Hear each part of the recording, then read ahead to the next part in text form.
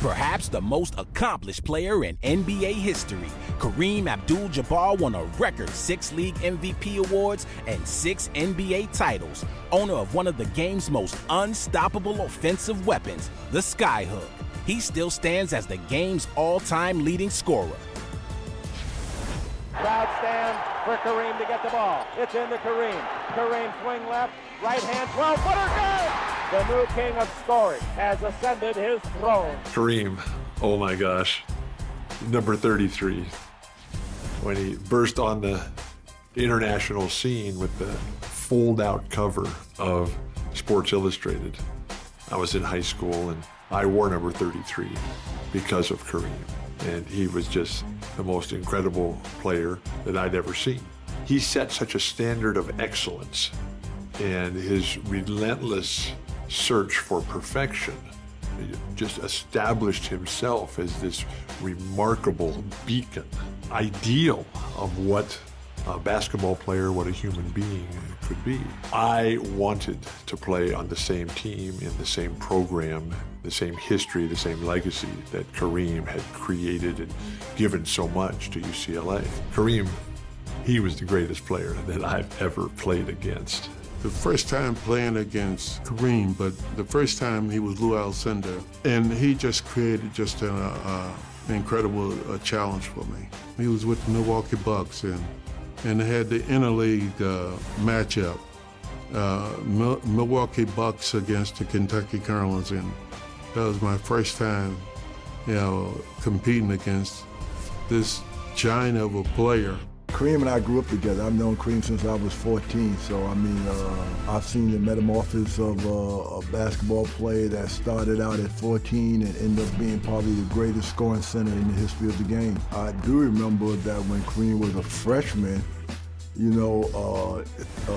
he wasn't as talented as he was his sophomore year, and between that year, I think I remember him going up to Coach's with Wilt. And I think Wilt had a lot to do with a maturation of Kareem's game. Kareem is a long story. There's a lot to unpack with Kareem. I met Kareem when he was Lou Alcindor. I didn't really meet him, but I played against him in high school. One Christmas, we had a tournament. Power Memorial came up from New York to play us in that Christmas tournament. We ended up beating them 78-74. Fast forward, going now to the early 70s when Kareem became a teammate of mine with the Los Angeles Lakers.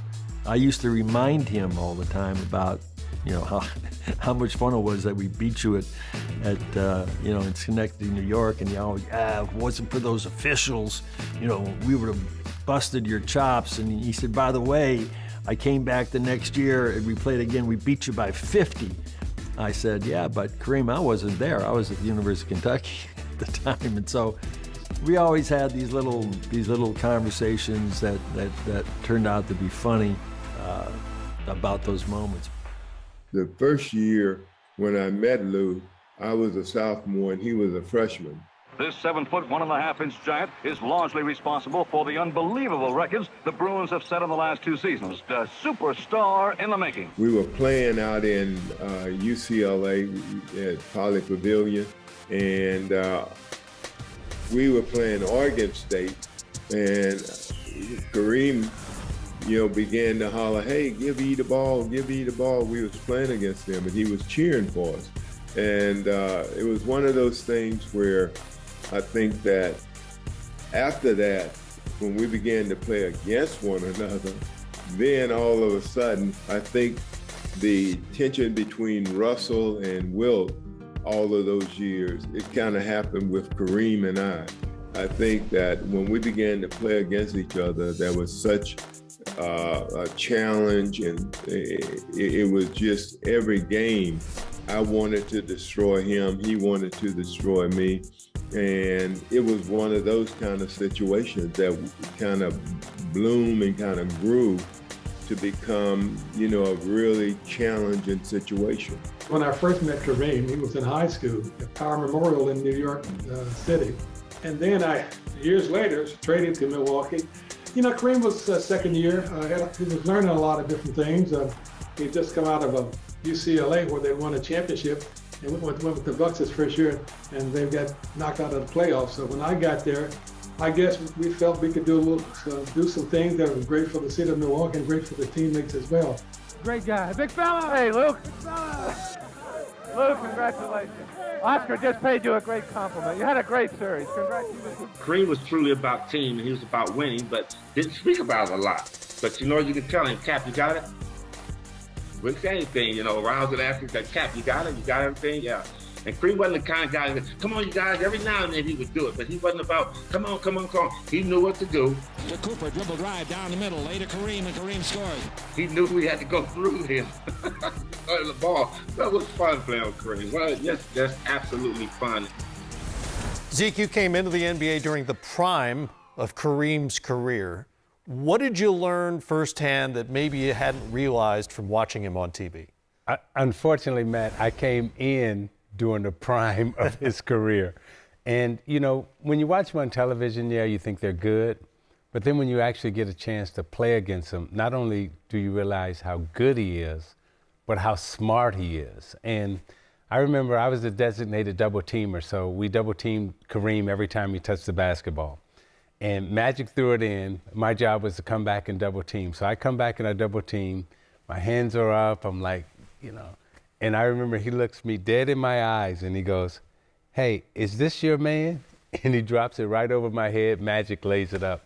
I mean, he was so smart and, just a consummate professional. Every time he walked out on the floor, you knew he was going to try to give you his best performance. And you played against him in huge games over the course of your respective careers, in his 30s, into his 40s even.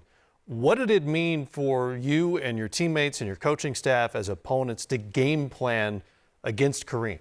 Well, everything started with Kareem, and it wasn't the Lakers. It was like, okay, this is how we're going to guard Kareem, and then everything, came after that. So we would try to double team him. Sometimes we would try to triple team him, but every time he touched the basketball, it was like a double team or fake. But you couldn't give him the same look every time because, again, he was so smart and he read the defense. He was almost like playing against Tom Brady. Can't give him the same look every time because they're just going to pick you apart. And for all of us, during that period of time, Kareem was, every time he walked into the room, it was like music was playing, like, And as people know, I think he's the greatest player to ever play. He's my GOAT. But, what he was doing outside of the playing field during the time when I was a teenager and the social changes and the impact that he was making in society. And then you walk out on the court and you see number 33 in purple or 33 in gold. And you're like, wait a minute, that's him. That's the dude. But that dude is like hooking you. So game planning against him was extremely difficult. As a physical specimen, at 7 feet, 2 inches tall, with that sky hook, which requires incredible balance. No one's been able to replicate it since. What kind of an athlete are we talking about? I don't think people realize how great an athlete he was because 7'2", but then he probably had like a 36, 38-inch vertical. I mean, Matt, a lot of times when he shot his hook shot, like this was the basket, he was shooting it like this, just throwing it down. And there was this great picture of him shooting a hook shot over Wilt Chamberlain. And Wilt was like, very athletic himself. But Kareem is like maybe 2 to 3 inches over Wilt, just shooting it down. And, he was gifted, he was strong.